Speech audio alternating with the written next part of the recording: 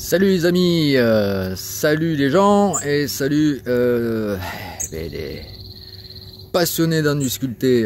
Dans cette vidéo, non, on va pas voir ça, hein. Ça tu l'as déjà vu. Alors, si tu l'as pas vu, c'est que tu es à la bourre. Donc là, ce qu'on va voir, c'est plutôt ça.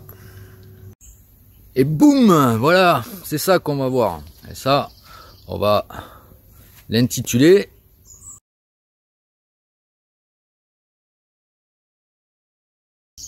ou la petite maison des trois petits cochons.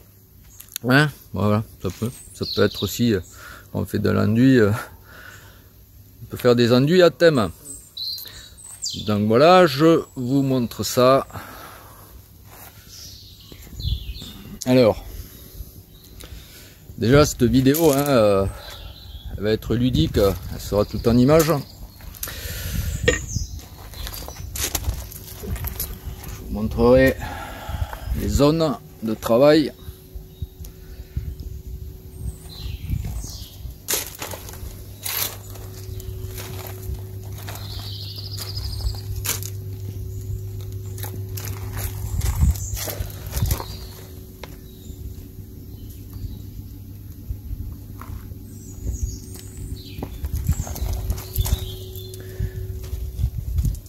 Cette vidéo, hein,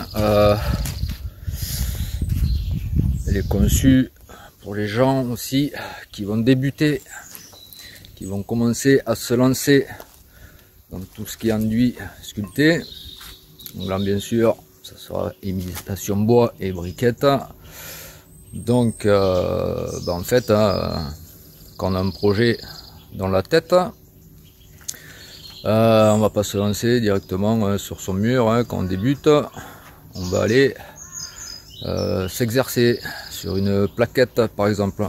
Donc là par exemple pour ce modèle là, hein, je l'avais dans la tronche, mais un jour j'étais d'obsèque, hein, parce que quand j'ai du temps en fait, hein, je travaille comme croque-mort. Enfin bon, on nous appelle plus les croque-morts, hein. On appelle les croque-morts pour savoir si la personne était vivante ou morte, hein. À l'époque, on croquait l'orteil pour voir si la personne réagissait ou pas, hein. Un jour, on est tombé sur une personne tout simplement qui n'avait pas de jambes, hein. Donc, d'où le nom aujourd'hui des pompes funèbres. En fait, ils s'en foutent les gens de... je vous ai peut-être appris un truc, hein. Bon, enfin bref. Donc là, justement, le jour de ces obsèques, il y avait une petite maison bien sympatoche, tout en colombage, hein, que j'ai pris en photo, hein. Voilà, je vous montre ça. Voilà, et ensuite, oui, putain, ça se rapproche énormément de ce que j'avais dans la tronche. Donc, avant de me lancer, qu'est-ce qu'on fait, hein, comme j'explique à mes petits stagiaires, voilà, j'ai fait une plaquette, hein. Voilà, vous verrez ça en image aussi pour avoir un aperçu. Et si on est satisfait du résultat, donc on va pouvoir après se lancer sur notre façade. Donc quand les débutants, hein, voilà, on ne se met pas le stress, la pression. Voilà, on va commencer par faire les angles. Voilà, les angles, par exemple, on aurait pu très bien aussi aller jusqu'au bout avec la briquette. Bon, moi j'ai voulu des pierres d'angle. Ensuite, j'ai fait le contour d'une fenêtre. Et ensuite, j'ai fait mes colombages. Une fois ça terminé, j'ai projeté mon enduit dans la masse, hein. Imitation briquette. Donc vous voyez, entre ma pierre d'angle et mon bois, j'ai une zone de travail. Idem ici.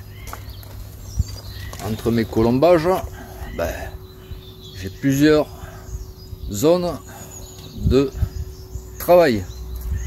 etc., etc. Donc, voilà. Tout ça pour vous dire, si vous n'avez pas l'habitude, vous débutez, vous ne mettez pas la pression, le stress, hein, comme je vous l'ai dit. Voilà, vous avez des zones. Vous dites, aujourd'hui je commence par cette zone, je vois comment je me démerde. Voilà. Ouais. Vous avez le temps, donc c'est pas la peine de vous... Après, bon, si vous le sentez, hein, allez-y. Hein. Ben bon, j'ai posté cette vidéo, enfin des vidéos sur ce chantier sur mon Facebook. Bon, après, c'est toujours pareil. Hein. Il y a toujours des gens qui laissent des commentaires. Hein. J'ai rien contre les commentaires. Hein. Au contraire, hein. Alors si j'ai le temps à la fin de cette vidéo, je répondrai à des commentaires.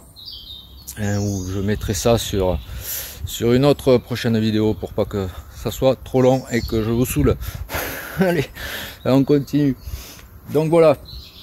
Hein, et ensuite, une fois qu'on a fait toute la partie haute, hein, vous avez vu, c'est rectiligne. Souvenez-vous, rectiligne, parce que ça c'est un commentaire aussi qu'on m'a fait. Hein, donc, alors, retenez bien, rectiligne. Et ensuite, j'ai terminé par le bas. Voilà, comme ça. Si des personnes ont à peu près une surface équivalente, plus petite ou plus grande, voilà, vous pouvez voir, sans vous mettre la pression, comme je vous l'ai dit, travailler de zone en zone. Hein, voilà. Et puis les méthodes aussi. Hein, voilà, j'ai fait une méthode sur cette vidéo. Voilà, il y a plusieurs méthodes. Mais ça aussi, je l'expliquerai parmi les commentaires pour approfondir la chose. Bon, maintenant, eh bien, écoutez. Je vais vous laisser visionner la vidéo tout en image et on se revoit un peu plus tard, tout à l'heure. Allez, bon visionnage à vous. Ciao, ciao.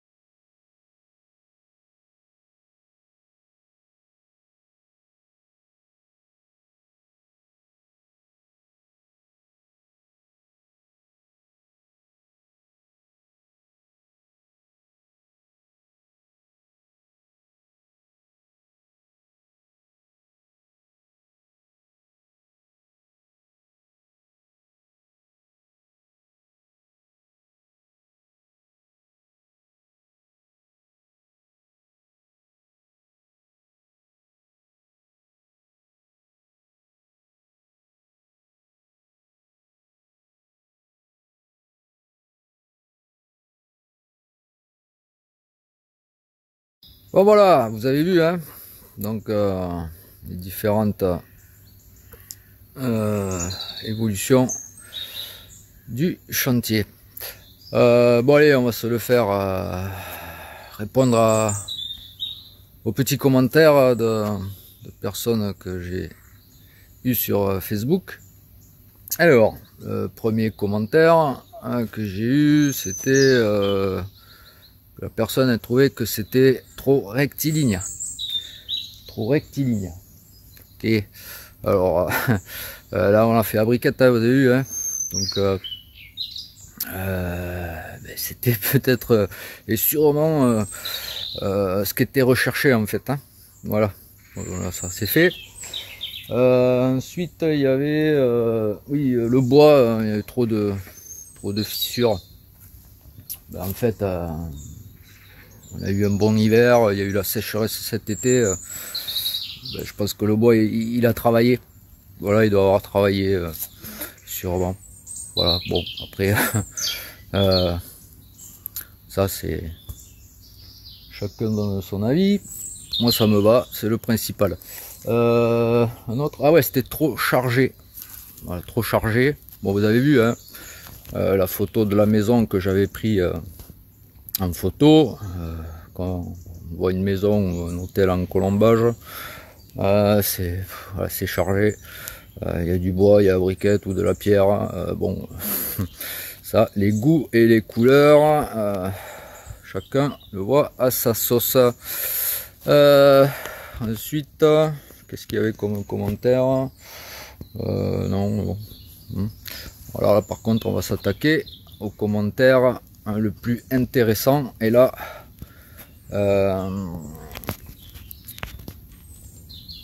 on va rentrer un peu dans la technique. Et pour ceux qui se lancent, ou ceux qui ont réalisé des enduits chez des gens, voilà, moi je vais être franc. Ah oui, il y avait un commentaire avant ça.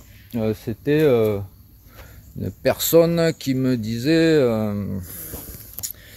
que lui, il faisait à 40 mètres carrés. Bon, là, je répète, hein, j'ai fait la vidéo pour ceux qui débutent. Hein, et que c'était remplir les joints. C'était long. Ok, les gars. Pas de souci. Hein. Moi, là, il y a 3 techniques hein, pour faire ça. Là, je vous ai montré une technique. Ok, bon, c'est la technique, je veux dire, tu le vois de loin, tu le vois de près, tu te casses les dents. Hein. Enfin, les dents, c'est plutôt, c'est plutôt les termites qui ils vont vouloir me bouffer le bois, elles vont se péter les chicots. Hein. Bon, bref. Moi, tu vois, mon enduit, et là, je vais reprendre. Voilà, par exemple, 3 techniques. Hein. Bon, ça, la technique que j'ai réalisée ici, on voit de près, je sais pas hein, si c'est de l'enduit, ça pourrait être très bien du parement ou de la vraie briquette. Voilà. Alors, là, je vais être très clair. Les 3 techniques. La technique la plus simple, hein, la plus rapide, c'est-à-dire on peut bombarder. Hein. Et vous verrez, hein, il y a des vidéos, vous voyez, hein, les gars, ils projettent un enduit blanc, ensuite ils vont le patiner avec un pistolet à peinture, couleur par exemple, là, on reste sur la briquette. Ensuite, on va tailler notre pigment et forcément avoir l'apparence des joints. Ok, et pareil pour la pierre. Alors, les mecs, ça bombarde, hein. Il n'y a pas de souci, ça va vite. Ok, mais moi quand je fais des enduits, je l'explique et je montre les méthodes à mes stagiaires. Quand je fais des devis chez les clients, je leur explique toutes les techniques. Et après, il y a le pour et le contre. Et quand on fait quelque chose, il faut se projeter à long terme. La deuxième technique aurait été que je fasse un corps d'enduit blanc, que je projette ensuite un enduit teint dans la masse, donc couleur briquette. Là, à partir de là, je vais tailler mon enduit couleur briquette, aller rechercher mon corps d'enduit pour donner l'apparence des joints. Ça aurait donné plus de relief à ma briquette. C'est pas la méthode que j'ai voulu faire. Moi, j'ai voulu vraiment me rapprocher le plus de la réalité. Et la troisième méthode, c'est celle que vous avez vue. J'ai taillé mon enduit et j'ai comblé mes joints. Donc voilà.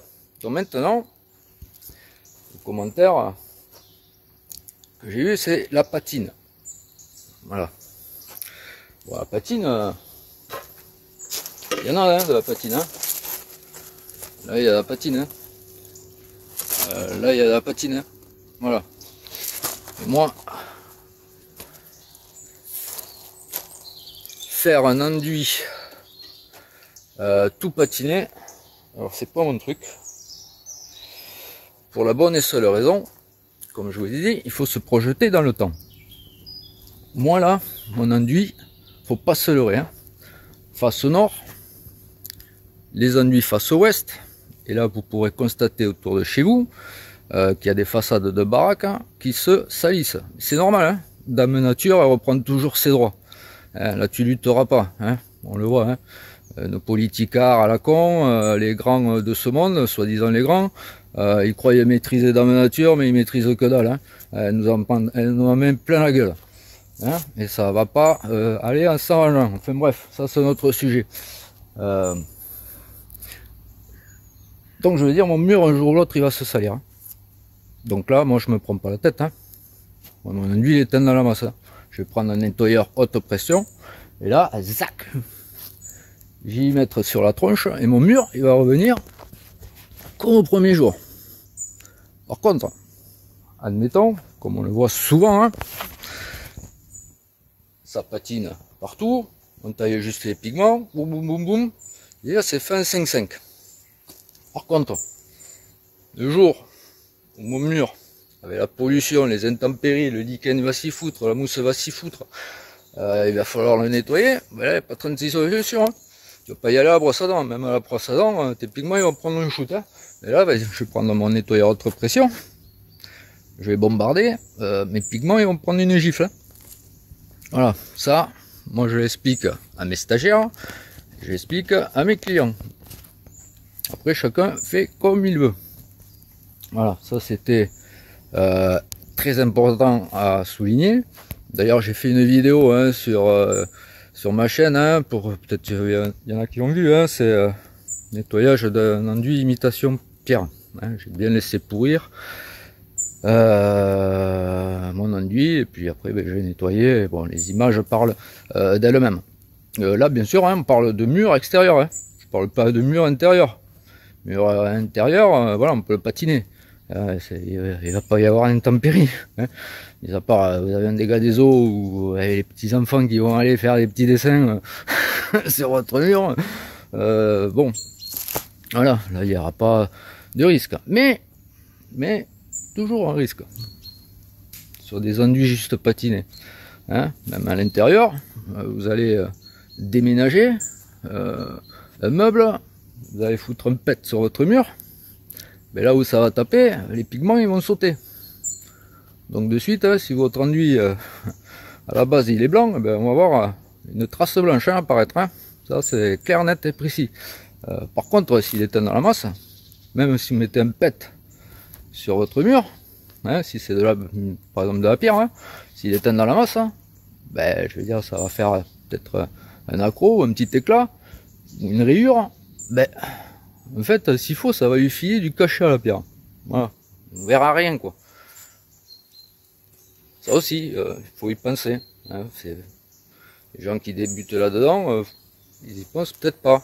Mais je veux dire à long terme, vous n'aurez pas de soucis si l'enduit il est teint dans la masse. Après vous pouvez faire quelques petites touches de pigmentation hein, par-ci par-là. Hein. Moi j'utilise des pigments comme là, hein, naturels, que je dilue avec de l'eau et de la laine de potasse qui est un fixateur. Hein. C'est que du naturel. Hein.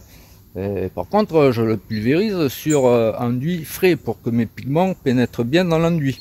Voilà. Ensuite à l'extérieur c'est pareil. Hein. Vous faites un mur, même s'il est un peu abrité, tout en patine. Si vous avez des enfants qui jouent au ballon contre le mur, ou qui escaladent le mur, ça risque de faire des dégâts, quoi. Enfin, tout ça, il faut le prendre quand même en considération et voir à long terme. Voilà, ça c'est un sujet vraiment qui me semblait important de souligner. Voilà, après, bon, bien sûr, hein, comme mon mur il est sec, on va l'hydrofuger, hein, on va passer un hydrofuge de surface pour limiter justement qu'il se salisse rapidement. Hein. Mais bon, quand on se le fait chez soi, on peut être consciencieux et par contre, c'est pas parce que j'ai hydrofugé mon mur qui va être protégé pendant des lustres. Hein. C'est-à-dire que l'opération, il va falloir la renouveler tous les ans. Mais ça n'empêchera pas, hein, je veux dire, ça. Je l'ai dit, hein, Dame Nature est plus forte que nous, quoi. Mais bon, ça limitera quand même qu'il se salisse rapidement. Hein. Bon, par contre, quand on fait un chantier chez un client, le client, je pense pas qu'il pense chaque année à hydrofuger son mur, tout simplement. Donc ben voilà, je pense qu'on a fait le tour un peu de tout. Mais écoutez, j'espère que cette vidéo ben, vous aura plu, hein. Et merci encore à ceux qui me suivent, et merci à mes stagiaires, hein, qui voilà, hein, je pense qu'on passe de bons moments de partage. Et bon, du moment que vous repartez avec la banane, franchement, c'est super. Voilà. Ben écoutez, je vous dis à très bientôt. Passez une bonne journée et une prochaine fois pour une prochaine vidéo. Allez, bisous à tous. Bye bye.